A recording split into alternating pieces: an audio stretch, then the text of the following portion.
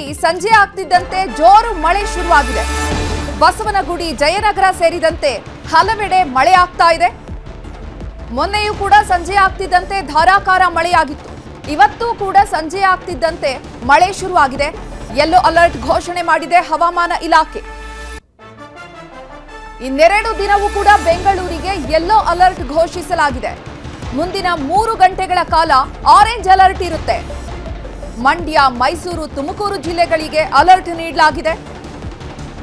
ಹವಾಮಾನ ಇಲಾಖೆ ಮುನ್ಸೂಚನೆಯನ್ನು ನೀಡಿದೆ. ಸೌತ್ ಅಂಡ್ ಸರ್ಕಲ್ ಸುತ್ತಮುತ್ತ ಈಗಾಗಲೇ ಮಳೆ ಆರಂಭವಾಗಿದೆ. ಲಾಲ್ಬಾಗ್ ಸುತ್ತಮುತ್ತ ಕೂಡ ಧಾರಾಕಾರವಾಗಿ ಮಳೆ ಆಗ್ತಾ ಇದೆ. ಇದರಿಂದಾಗಿ ರಸ್ತೆಯಲ್ಲೆಲ್ಲ ನೀರು ನಿಂತಿದೆ. ಸಂಜೆ ಆಗ್ತಿದ್ದಂತೆ ಕಚೇರಿಯ ಕೆಲಸ ಕಾರ್ಯಗಳನ್ನೆಲ್ಲ ಮುಗಿಸ್ಕೊಂಡು ಮನೆಗೆ ಹೊರಡುವಂತಹ ಸಮಯ, ಕರೆಕ್ಟ್ ಆಗಿ ಸಂಜೆ ಸಮಯಕ್ಕೆ ಬೆಂಗಳೂರಿನಲ್ಲಿ ಮಳೆ ಶುರುವಾಗ್ತಾ ಇದೆ. ಇದರಿಂದಾಗಿ ಕಚೇರಿಯಿಂದ ಮನೆಗೆ ತೆರಳುವಂತಹ ನೌಕರರಿಗೆ, ಬೀದಿ ವ್ಯಾಪಾರಿಗಳಿಗೆ ಸಾಕಷ್ಟು ಸಮಸ್ಯೆ ಉಂಟಾಗ್ತಾ ಇದೆ. ಇವತ್ತು ಕೂಡ SP ರೋಡ್ ಇರ್ಬೋದು, ಸೌತ್ ಅಂಡ್ ಸರ್ಕಲ್, ಬಸವನಗುಡಿ ಎಲ್ಲ ಕಡೆ ಸಾಕಷ್ಟು ಮಳೆ ಆಗ್ತಾ ಇದೆ.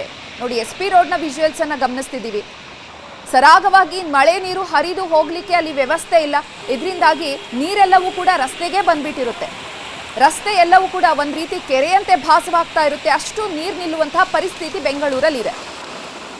ಮೊನ್ನೆ ಸುರಿದಂತಹ ಮಳೆಗೆ ಏನೆಲ್ಲ ಅವಾಂತರಗಳಾಯಿತು ಅನ್ನೋದನ್ನ ಗಮನಿಸಿದ್ವಿ. 280 ಮರಗಳು ಧರಾಶಾಹಿಯಾಗಿತ್ತು. 400ಕ್ಕೂ ಹೆಚ್ಚು ರೆಂಬೆ ಕೊಂಬೆಗಳೆಲ್ಲ ರಸ್ತೆಗೆ ಬಿದ್ದಿದ್ದರಿಂದ ಅದನ್ನ ತೆರವು ಮಾಡುವಂತಹ ಕಾರ್ಯ ಕೂಡ ಇನ್ನೂ ಪೂರ್ಣ ಆಗಿಲ್ಲ. ಒಂದು ಅಂಡರ್ ಪಾಸ್ ಅಲ್ಲಿ ನೀರು ತುಂಬಿಕೊಂಡ್ರೆ ಅದನ್ನ ಕ್ಲಿಯರ್ ಮಾಡಲಿಕ್ಕೆ GBA ತಗೋತಿರುವಂತಹ ಟೈಮು 1 ದಿನ ಆದ್ರೂ ಕೂಡ ಕ್ಲಿಯರ್ ಮಾಡ್ಲಿಕ್ಕೆ ಆಗ್ತಾ ಇಲ್ಲ. ಅಂತಹ ಪರಿಸ್ಥಿತಿ ಇದೆ. ಇವಾಗ ಮಳೆ ಶುರುವಾಗಿದೆ. ಮತ್ತೇನು ಅನಾಹುತಗಳಾಗುತ್ತೆ ಗೊತ್ತಿಲ್ಲ. ಆದರೆ ಮಳೆಯಿಂದಾಗಿ ಮುನ್ನೆಚ್ಚರಿಕಾ ಕ್ರಮಗಳನ್ನು ಏನು ತೆಗೆದುಕೊಳ್ಬೇಕಿತ್ತು, ಏನೆಲ್ಲ ವ್ಯವಸ್ಥೆಗಳನ್ನ ಮಾಡಬೇಕಿತ್ತು ಅಂದರೆ ರಸ್ತೆಗೆ ನೀರು ಬರದೇ ಇರೋ ರೀತಿ ಅಥವಾ ಒಣಗಿರುವಂತಹ ರೆಂಬೆ ಕೊಂಬೆಗಳು ಮರಗಳನ್ನು ತೆರವು ಮಾಡುವಂಥದ್ದು, ಇಂತಹ ಕಾರ್ಯಗಳಲ್ಲಿ ಅಧಿಕಾರಿಗಳು ವಿಫಲವಾಗಿರುವಂಥದ್ದು ಎದ್ದು ಕಾಣಿಸ್ತಾ ಇದೆ. ನೋಡಿ, KR ಮಾರ್ಕೆಟ್ನ ದೃಶ್ಯಗಳಿವೆ. ಸಾಕಷ್ಟು ವ್ಯಾಪಾರಿಗಳಿರ್ತಾರೆ, ಬೀದಿ ಬದಿ ವ್ಯಾಪಾರಿಗಳಿರ್ತಾರೆ. ಮನೆಗೆ ಹಣ್ಣು ತರಕಾರಿಯನ್ನು ಕೊಂಡ್ಕೊಳ್ಳೋದಕ್ಕೆ ಬರುವಂಥವರ ಜನಸಂಖ್ಯೆ ಕೂಡ ಜಾಸ್ತಿ ಇರುತ್ತೆ. ಇಲ್ಲಿ ಕೂಡ ನೀರು ಸರಾಗವಾಗಿ ಹರಿದು ಹೋಗಲಿಕ್ಕೆ ವ್ಯವಸ್ಥೆ ಇಲ್ಲ. ಇದರಿಂದಾಗಿ ಎಲ್ಲರೂ ಕೂಡ ಅಕ್ಷರಶಃ ನರಕ ಅನುಭವಿಸ್ತಿದ್ದಾರೆ. ಇಷ್ಟು ದಿನ ಬಿಸಿಲಿನ ಹೊಡೆತ ಯಾವ ರೀತಿ ಇತ್ತು ಅಂದರೆ ಎಲ್ಲರೂ ಕೂಡ ಯಾವಾಗ ಮಳೆ ಬರುತ್ತಪ್ಪ ಅಂತ ಕಾಯ್ತಾ ಇದ್ರು. ಆದರೆ ಈಗ ಮಳೆ ಹೊಡೆತ ಯಾವ ರೀತಿ ಇದೆ ಅಂದರೆ ಒಂದೇ ದಿನಕ್ಕೆ ಸಾಕಪ್ಪ ಸಾಕು ಈ ಮಳೆ ಸಹವಾಸ ಅಂತಿದ್ದಾರೆ ಬೆಂಗಳೂರಿನ ಮಂದಿ. ಅಷ್ಟರ ಮಟ್ಟಿಗೆ ಮಳೆ ಕಾಟ ಕೊಡ್ತಾ ಇದೆ.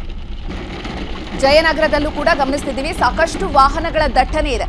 ಒಂದ್ ಕಡೆ ಟ್ರಾಫಿಕ್ ಜಾಮ್ ಉಂಟಾಯಿತು ಅಂದ್ರೆ ಹೇಳೋ ಹಾಗೆ ಇಲ್ಲ.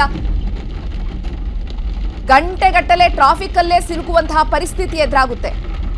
ಮಳೆ ಶುರು ಆಯಿತು ಅಂದ್ರೆ ಸಿಲಿಕಾನ್ ಸಿಟಿಯಲ್ಲಿ ಟ್ರಾಫಿಕ್ನ ಸಮಸ್ಯೆ ದೊಡ್ಡದಾಗಿ ಕಾಡುತ್ತೆ. ಇನ್ನು ಈ ಬಗ್ಗೆ ಹೆಚ್ಚಿನ ಮಾಹಿತಿಯನ್ನು ನೀಡ್ತಾರೆ ನಮ್ಮ ಪ್ರತಿನಿಧಿ ಪ್ರಗತಿ ಶೆಟ್ಟಿ. ನೇರ ಸಂಪರ್ಕದಲ್ಲಿ ಜಾಯಿನ್ ಆಗ್ತಿದ್ದಾರೆ. ಪ್ರಗತಿ ಶೆಟ್ಟಿ, ಮೊನ್ನೆ ಸುರಿದಂತಹ ಮೊದಲ ಮಳೆಗೆ ಸಿಲಿಕಾನ್ ಸಿಟಿ ಅಕ್ಷರಶಃ ನಲುಗಿ ಹೋಗಿತ್ತು. ಈಗ ಮತ್ತೆ ಮಳೆ ಶುರು ಆಗ್ತಾ ಇದೆ. ಹೇಗಿದೆ ಬೆಂಗಳೂರಿನಲ್ಲಿ ಮಳೆಯ ಪರಿಸ್ಥಿತಿ? ಚೈತ್ರ, ಬಂದಂತಹ ಕೆಲವೇ ನಿಮಿಷದ ಮಳೆಗೆ ಈಗಾಗಲೇ ನಗರದ ಹಲವು ರಸ್ತೆಗಳು ಒಂಥರ ಮಿನಿ ಕೆರೆ ಆಗೋಗ್ಬಿಟ್ಟಿದೆ. ಕರಾವಳಿಯಲ್ಲಿ ಹೆಂಗೆ ಸಮುದ್ರದ ಅಲೆಗಳು ಬರುತ್ತೋ ಆ ತರ ರಸ್ತೆಯಲ್ಲಿ ಅಲೆಗಳು ಬರ್ತಾ ಇದೆ. ನಾನು ನಿಮ್ಗೆ ನೇರವಾಗಿ ದೃಶ್ಯ ಸಮೇತವಾಗಿ ಎಕ್ಸ್ಪ್ಲೇನ್ ಮಾಡ್ತಾ ಹೋಗ್ತೀನಿ. ನೀವು ಗಮನಿಸ್ತಾ ಇರೋದು ಎಲ್ಲೋ ಭಯಂಕರ ಬೆಂಗಳೂರಿನ GBA ಕಚೇರಿಯಿಂದ ದೂರದಲ್ಲಿರುವಂತಹ ರಸ್ತೆ ಅಲ್ಲ. ಇದು GBA ಕೇಂದ್ರ ಕಚೇರಿಯ ಮುಖ್ಯ ಕಚೇರಿಯ ಕೂಗಳತೆಯ ದೂರದಲ್ಲಿರುವಂತಹ ರಸ್ತೆ. JC ರೋಡ್ನ ರಸ್ತೆಯನ್ನ ನಾನು ನಿಮ್ಗೆ ತೋರಿಸ್ತಾ ಇರೋದು. ಒಂದಲ್ಲ ಎರಡಲ್ಲ, ಎಷ್ಟೇ ಸಲ ಮಳೆ ಬಂದ್ರೂ ಕೂಡ ಈ ಭಾಗದಲ್ಲಿ ಇದೇ ರೀತಿಯಾದಂತಹ ಚಿತ್ರಣ. ಅಂದ್ರೆ ಪ್ರತಿ ಸಲ ಮಳೆ ಬಂದ್ರೂ ಕೂಡ ಇಲ್ಲಿ ರಸ್ತೆಯಲ್ಲಿ ನೀರ್ ನಿಲ್ಲುತ್ತೆ, ಮೊಣಕಾಲುದ್ದವರೆಗೂ ಕೂಡ ನೀರ್ ನಿಲ್ಲುತ್ತೆ. ಈಗ ಕೆಲವೇ ಹೊತ್ತಿನ ಮಳೆಗೆ ಅಂದ್ರೆ ಒಂದು 5 ರಿಂದ 10 ನಿಮಿಷದ ಮಳೆಗೆ ನೀವು ಗಮನಿಸ್ತಾ ಇದ್ರೆ ಈ ಪ್ರಮಾಣದಲ್ಲಿ ನೀರ್ ನಿಂತಿರೋದು. ಅಂದ್ರೆ ಈ ಭಾಗದಲ್ಲಿ ಎಷ್ಟೇ ರಸ್ತೆ ಸರಿ ಮಾಡಿದ್ರು ಕೂಡ ವೈಟ್ ಟಾಪಿಂಗ್ ಕಾಮಗಾರಿ ಮತ್ತೊಂದು ಮಗದೊಂದು ಎಲ್ಲ ಮಾಡಿದ್ರು ಕೂಡ ಮತ್ತೆ ರಸ್ತೆಯಲ್ಲಿ ನೀರ್ ನಿಲ್ತಾ ಇದೆ. ಕಾರಣ ಏನು ಅಂತ ಕೇಳಿದ್ರೆ ರಸ್ತೆಯಲ್ಲಿ ನೀರ್ ಹರಿದು ಹೋಗೋದಕ್ಕೆ ಸರಿಯಾದಂತಹ ವ್ಯವಸ್ಥೆ ಮಾಡಲಿಲ್ಲ. ಸೂಕ್ತವಾದಂತಹ ವ್ಯವಸ್ಥೆ ಮಾಡದೆ ಇರುವಂತದ್ದೇ, ಸಮರ್ಪಕವಾಗಿ ನೀರು ಹರಿದು ಹೋಗೋದಕ್ಕೆ ಇಲ್ಲಿ ವ್ಯವಸ್ಥೆ ಇಲ್ಲದೆ ಇರುವಂತದ್ದೇ ಈ ರೀತಿಯಾಗಿ ನೀರು ರಸ್ತೆಯಲ್ಲಿ ನಿಲ್ಲೋದಕ್ಕೆ ಕಾರಣ ಅಂತ ಹೇಳಲಾಗ್ತಾ ಇದೆ.